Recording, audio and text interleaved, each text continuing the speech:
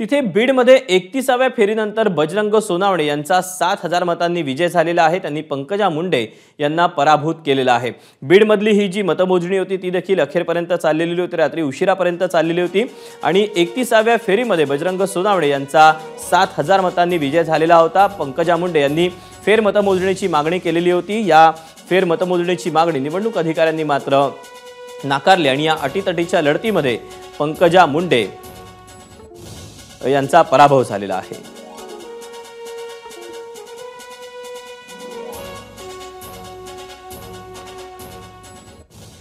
दरम्यान फेर मतमोजणीची पंकजा मुंडेंची मागणी प्रशासनाने फेटाळली। बीडमध्ये पंकजा मुंडेंचा 7,000 मतांनी पराभव झालेला आहे। बजरंग सोनावणे हे जायंट किलर ठरलेत। बीडमधून पंकजा मुंडेंना पराभवाचा धक्का हा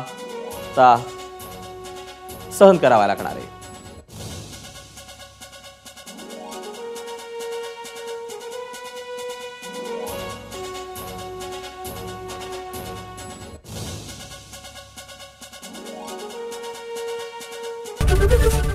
एबीपी माझा, उघडा डोळे बघा नीट।